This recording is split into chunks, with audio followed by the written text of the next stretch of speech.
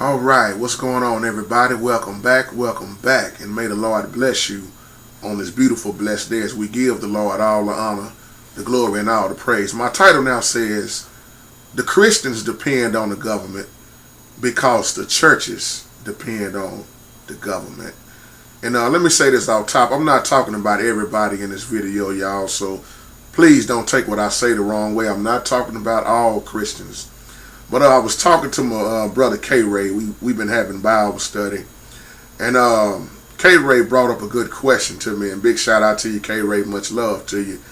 K-Ray say, why is it so many Christians are dependent on the government instead of depending on the Lord, which is a powerful question because, you know, women, please, I'm not talking bad about you. We just got to bring it out. This is real talk. So many women on Section 8, you know, the WIC program, need the government assistance.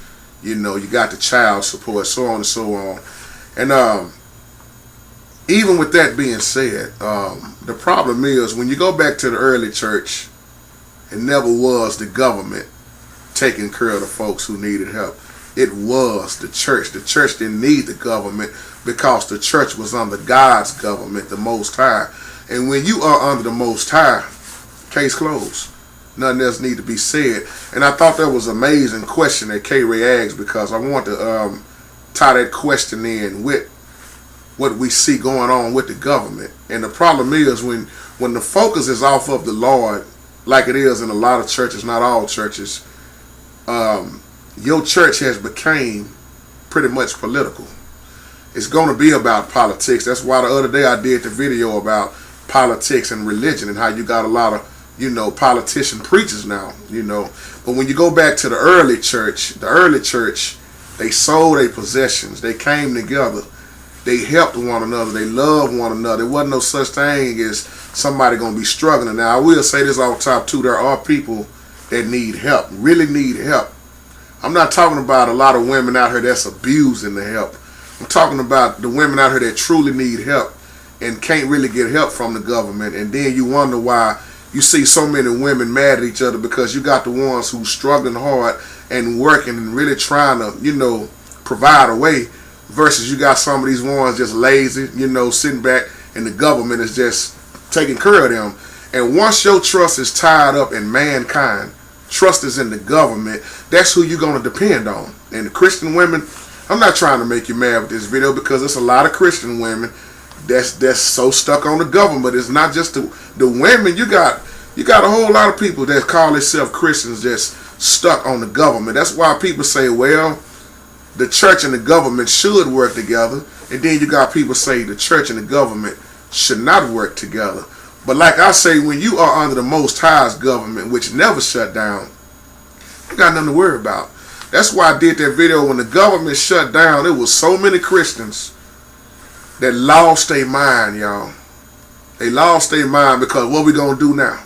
Same ones that was in church, praising and shouting, laying hands, speaking in tongues, running around the church, claim to have so much faith. Soon as word got out that it was a government shutdown and their job was in danger, look what happened.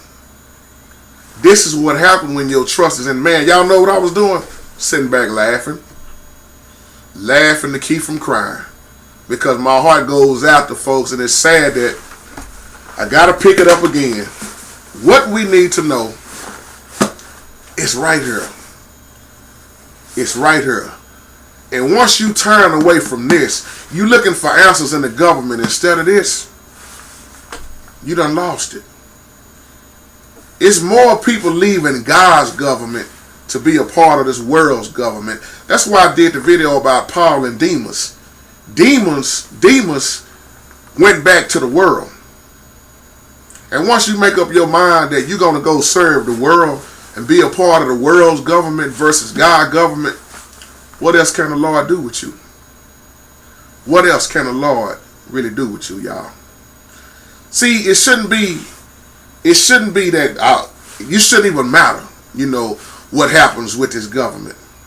The reason why I say this, y'all, because y'all heard me say this a lot on her. The more the government gives you, the more they want to control you, and they will control you. And the sad thing is, once again, So many preachers are stuck on the government, y'all. Let me say something, because I'm about to get real in this video, y'all. I hope y'all still with me. When you think about the Christians in other countries overseas right now, they are being killed, kidnapped, beaten, tortured, raped, you name it. The worst thing you can think of is happening to those Christians over here. But let me ask you something. Why you don't see a lot of that happening to these Christians over here where we at? Why is it American Christians are not going through a lot of what they are going through over there? I'm going to tell you why. Y'all ready? Some of y'all know. Because we got so many watered down fake Christians over here, fake preachers that's already on Satan's side. We ain't even a threat to Satan. We ain't even a threat at all, because look at what Christianity has become. I'm not talking about everybody. I'm not talking about everybody. That's why I keep talking about sin on her. When you practice sin, willfully sinning, man, you're in bad shape. That's why I talk about the repentant heart.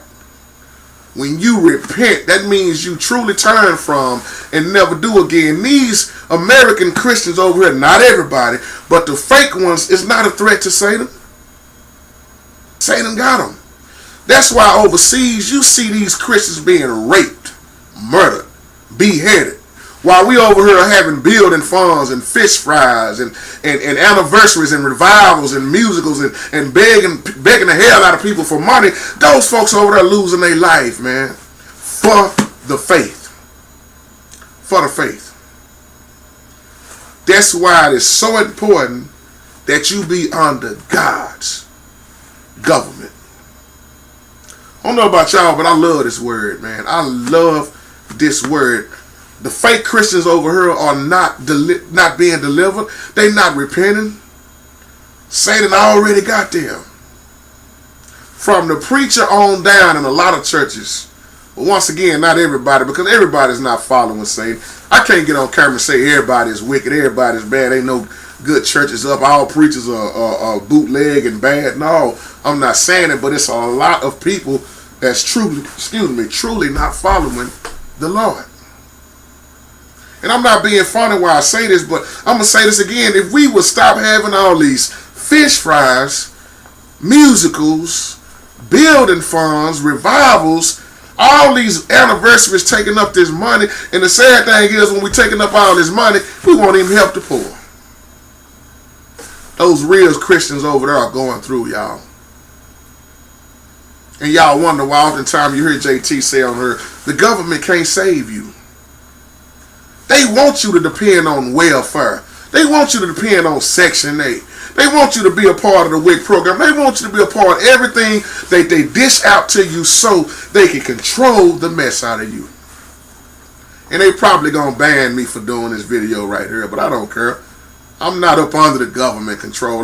Y'all remember when I did that video? I'm not under Obama's care. I'm under God's care. I don't have nothing against the man. But this is what I'm going to roll with.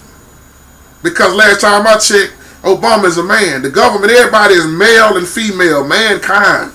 I can't trust mankind because this teaches me, let mankind be a liar. They will lie. They will fail you. But the Lord that I serve, hallelujah, would never.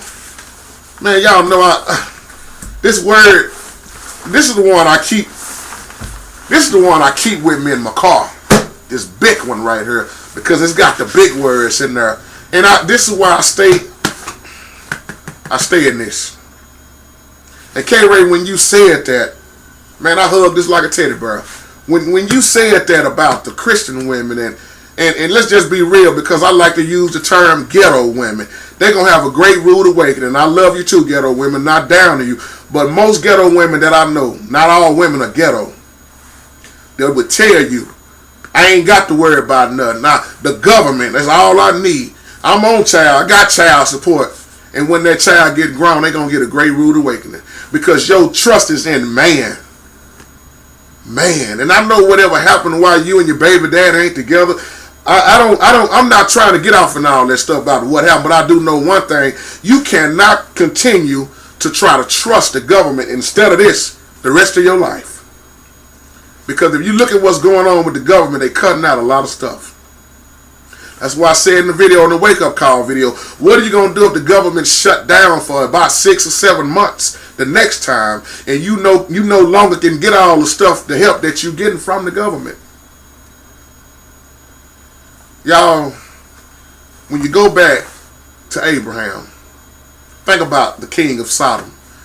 Abraham refused to go along with the king of Sodom. Daniel, we know what happened. Jesus went against the government. The government will kill you, man.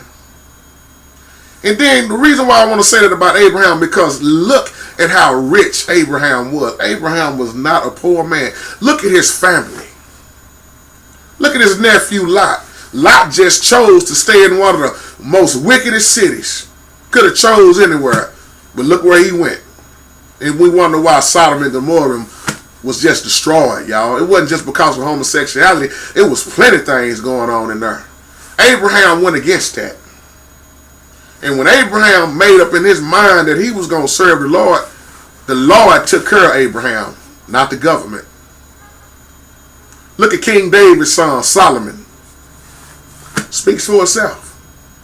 God blessed Solomon with that, not the government. So we just got to have that faith. And when we sit back and start worrying ain't nothing but a lack of faith. When you worry, you messing up. Y'all heard me say, if you're going to pray, why worry? And if you're going to worry, what's the use of praying? You have a lack of faith when you keep sitting up worrying. Well, the government said this. What did God say? What did God say? What did this holy word say? That's why the church, the early church, cared nothing about no government. They took care of the poor, the needy, the widow women. Many preachers won't teach you that about tithing. Why do you think the widow women needed to be taken care of? Why do you think deacons was put in place? Why did the Bible say when a man robbed God when God wasn't addressing the congregation? He was getting on the priests and everybody, but the preachers won't tell you that. He was mad at the ones that let's flip that to our day's time. He was mad at the preachers. He's mad at the bishops and the elders and the ones who was just giving him any kind of sacrifice. You can't offer God no anything. But let me leave that alone because I'm not trying to do no tithing teaching video. This video is to talk about the government and why so many Christians are falling because of, it ain't just the people, it's the church buildings too, y'all. Well, we know people are inside of the church buildings. The government should never be what we rely on as people, as the church, the body of Christ, or even as a ministry, y'all. And then look at how many churches are trying to borrow money to get a building. The building fund, let's borrow this, let's borrow that. Then your church becomes a begging church. Because now we need that money. We're gonna try to borrow this, we're gonna try to borrow that.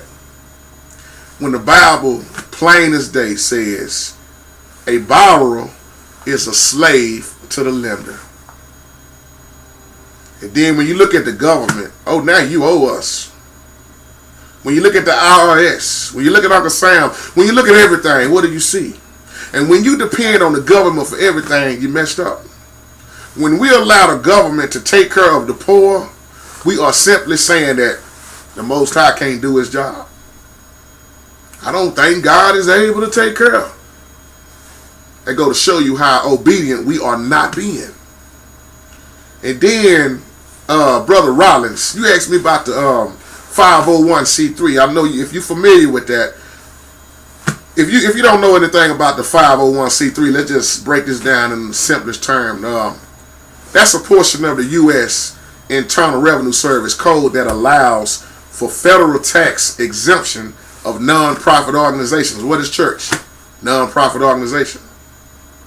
Especially when you look at the ones that's considered public, charities. You even got private foundations or private operating foundations. It's a lot I can say on 501c3, but I'll do that in another video. But here's the problem when you look at 501c3 tied in with most churches, because most preachers that I know, I'm talking about that I know, they're going to tell you, hey man, let's Let's go on and get involved in it because everybody else is doing it.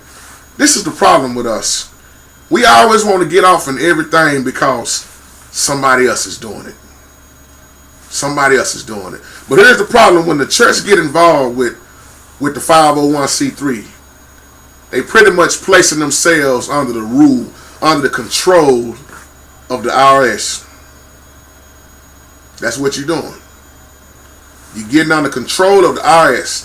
Now, the tax law regarding churches, according to the IRS, it tells you churches are automatically, check this out, we are already tax exempt and tax deductible without even having to apply for a 501c3, y'all.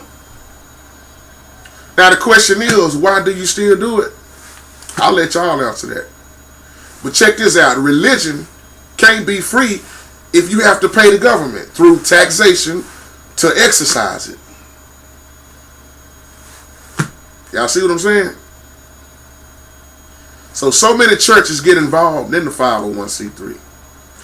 But back in the early church, once again, it was totally ran different than what we see going on right now. That's why I tell y'all all the time, it's not what we know that hurt us, it's what we don't know. It's what we don't know, y'all. And then when you look around, what do you see? Most churches being boarded up in debt because they have became the borrower instead of the lender. That's why y'all hear me oftentimes say, like I said in the video, politics and religion, it just don't match. It don't mix.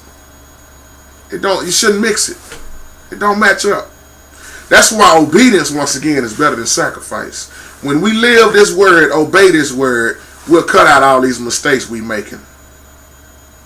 Men, if we would be men of God, as I close, if we would close up our legs, let me say that right, y'all forgive me, the women need to close up their legs.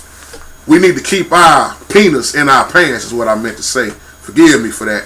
If we would keep our penis in our pants, women, if you would close your legs and we would all live according to this Bible, we done already made our mistakes, but we ain't got to keep making these same mistakes. If we would put our penis in our pants, women would close up their leg, you wouldn't have to worry about child support. You wouldn't have to worry about all this, I need help from the government. If we would be married and do things the right way, you wouldn't need the government for a whole lot of things. Or would you even need the government at all? See, we see these mistakes that we keep making, which making us turn to the government. And then we always talk about how we gotta praise our way through this. We gotta praise our way out of this. We gotta come, we gotta pray, if we would be obedient, you wouldn't be having to praise your way out of something all the time. You wouldn't be having to call on the Lord and sitting in the church every week trying to get a prophet to prophesy something new to you. You would be obedient and you would find out you wouldn't have to do a lot of things all the time. So some of y'all will catch that later on. So with that being said, y'all, just a little real talk this morning. I pray all is well with everybody. I got a fire to go put out. And it's the devil. I got this on. And then I got my swords. I'm equipped. I'm ready. So I got to go fight this morning. I had to put this jacket on because it's a little cold out there. And it's bright. I'm letting my light shine.